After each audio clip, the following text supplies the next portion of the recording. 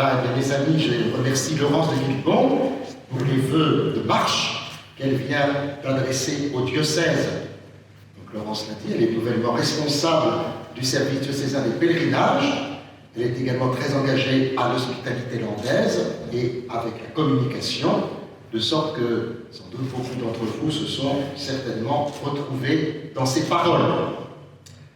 Beaucoup auraient sans doute souhaité que nous puissions nous retrouver à l'espace pour toi, chapelle bienheureuse Marguerite Rutan, de la maison diocésaine Saint-Jean-Paul II rénovée, ainsi qu'au Centre d'études supérieures catholiques des Landes. Mais cela n'a pas encore été possible. Merci pour votre patience et surtout pour le travail acharné et conjoint de messieurs Olivier Cassaigne et Frédéric Navarre pour le diocèse et de monsieur Ortolo avec l'OGEC de Saint-Jacques-de-Compostelle pour l'enseignement catholique. Reste un peu. Vous le savez certainement, c'est le titre du film de Gad Elmaleh qui livre son itinéraire spirituel. Je vous avoue que ce film m'a fait du bien, alors que nous avons tous été secoués, trompés, meurtris, devant toutes les affaires d'abus sexuels et spirituels qui ne cessent d'être révélées, allant jusqu'à toucher les évêques émérites.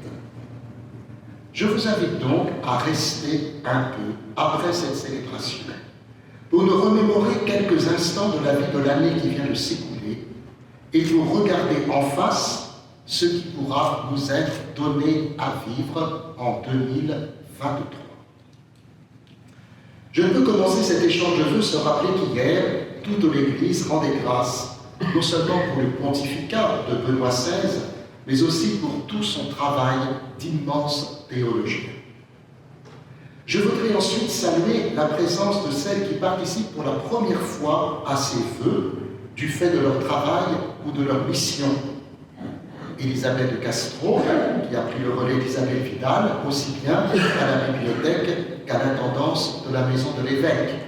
Et je sais qu'Elisabeth, avec Christelle, ont pris du temps pour que tout se passe bien tout à l'heure, au moment du pot de l'amitié. Camille Pérez, qui succède à Christine Argout, partie elle aussi en retraite. Adélaïde Delarue, qui a reçu la mission d'une part de responsable de l'aumônerie de l'enseignement public de Mont-de-Marsan et d'autre part de membre du bureau de la pastorale des jeunes. Sœur Claire Emmanuel, qui assure le secrétariat du service diocésain de la pastorale catéchétique et du service diocésain du catéchuménat. Lydie Laborde, qui a accepté de prendre la coordination du service diocésain de pastorale liturgique et sacramentelle. Françoise, bénévole, aussi bien à l'économat que pour différents services. Je vous ai toutes vues, j'espère que je n'ai oublié personne dans les nouveaux et les nouvelles. Mais je voudrais aussi souligner la présence de Paul Saint-Amand. On l'a dit, en cette journée des JMJ à Lisbonne, il a beaucoup à faire, d'autant que les événements organisés par la pastorale des jeunes sont en plein essor. Également de Claude Dubernès, membre du conseil épiscopal, en complément de ses engagements à la catéchèse et au catéchuménat. Évidemment, le père Gérard Doroda, qui a succédé au père Denis Cazot comme vicaire général. Alors, cette année 2023 sera marquée dans notre diocèse par un événement et deux anniversaires. L'événement, nous le connaissons tous, et Laurence en a parlé, c'est le rassemblement diocésain du samedi 27 mai, veille de la Pentecôte à Bugluse. Il mettra un terme à la démarche synodale initiée l'an dernier et me permettra d'annoncer la manière dont nous pouvons poursuivre la route dans une église synodale si chère au pape François.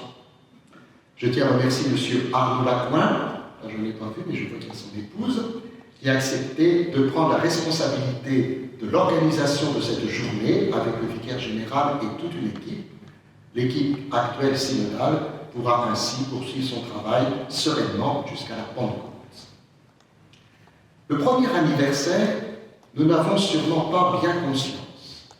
C'est que le 31 mars 2023, nous célébrerons les 90 ans du transfert officiel de l'évêché de Dax après les soubresauts de la séparation des églises et de l'État, quand l'évêque avait dû quitter son évêché d'Aire-sur-Adour et revenir, si je puis dire, à Dax.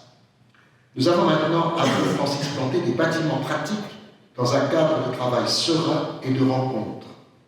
Et je suis heureux que nous ayons pu renforcer la réunion mensuelle des responsables de services diocésains, suivie de la messe dans le nouvel oratoire Saint-Louis et Zélie Martin, dont nous avons pu consacrer l'autel et ensuite le repas que nous partageons. Le second anniversaire est encore plus lointain. Le 16 mai 1823 a été créé le diocèse d'Aire, dans les conditions de ce qu'est le diocèse d'Aire et d'Ax d'aujourd'hui, c'est-à-dire regroupant le département des Landes. Voilà donc 200 ans que le diocèse existe dans sa configuration actuelle. Bien sûr, les temps ont bien changé depuis 200 ans, mais je suis heureux que les chrétiens dispersés sur l'ensemble de notre vaste territoire puissent continuer à vivre et annoncer l'Évangile ensemble, suivant le thème de notre démarche synodale. Voilà pourquoi il nous faut renouveler nos supports de communication, et je remercie à l'occasion tous ceux qui particulièrement ont œuvré jusqu'au bout sur le bulletin religieux Église dans les Landes. Il nous faut trouver les moyens de subsister, alors que la guerre, notamment en Ukraine, bouleverse l'Europe et le monde, et que l'inflation est revenue modifier nos habitudes de vie. Nous avons trouvé une sobriété heureuse qui permet de développer le sens de l'écologie intégrale nécessaire à la survie de notre planète. Alors, merci d'être resté un peu. Vous pourrez même rester un peu plus pour partager l'apéritif déjeunatoire. Bien sûr, la nébulosité enveloppe notre temps, mais Dieu vient. Il peut tout. Rien ne se fera sans nous. Dieu nous aime.